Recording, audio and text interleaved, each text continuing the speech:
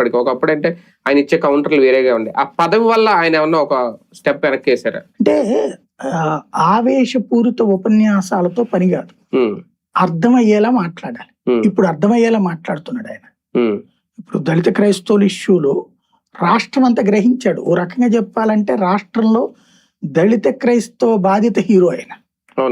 ఎందుకంటే వాళ్ళ ఆ కేసులోనే బాధితుడు ఆయన. ఆ వ్యవహారానికి సంబంధించి రాష్ట్రంలో అనేక మంది ఆయన అంటపడుతున్నారు. మా మీద ఈ కేసు పెట్టారు, మా మీద ఈ కేసు పెట్టారు. వీళ్ళకేమైంది, అదొక తురుపు ముక్కగా వాడుకుని పెద్దవాళ్ళు అయినటువంటి వాళ్ళు. వీళ్ళకి ఇప్పుడు అది సోనియా గాంధీని మేము వస్తే మళ్ళీ దళిత క్రైస్తవులకి రిజర్వేషన్ ఇస్తామని చెప్తాం.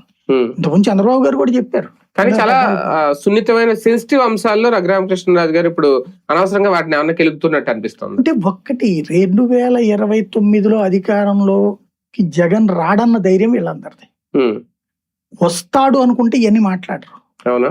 రాడు అన్న ధైర్యంతోనే ఎన్ని మాట్లాడతారు. అంటే మతాలు, విద్వేషాలు, రెచ్చగొట్టడం అవి అలా మాట్లాడితే తప్పించంటే ఈయన రెచ్చగొట్టట్లేదు. అక్కడ ఈయన చేస్తున్నది ఎక్కడ కూడా నువ్వు క్రైస్తవుడు తప్పంటలేదా, ఈ క్రైస్తవాన్ని నువ్వు పాటించి అంటున్నాడు. అందులో రఘురామకృష్ణరాజు తప్పేమి.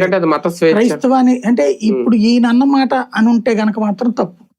నేను క్రైస్తవానికి సంబంధించి క్రైస్తవ మత మార్పిడిని వ్యతిరేకిస్తాను కానీ క్రైస్తవ మతాన్ని వ్యతిరేకిస్తాను. ముస్లిం మతాన్ని వ్యతిరేకించాం, ముస్లింలో రాడికలిజాన్ని వ్యతిరేకిస్తాం. ఎవరైనా అందులో తప్పు లేదు.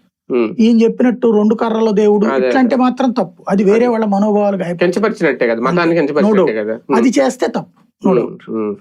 చూద్దాం మొత్తం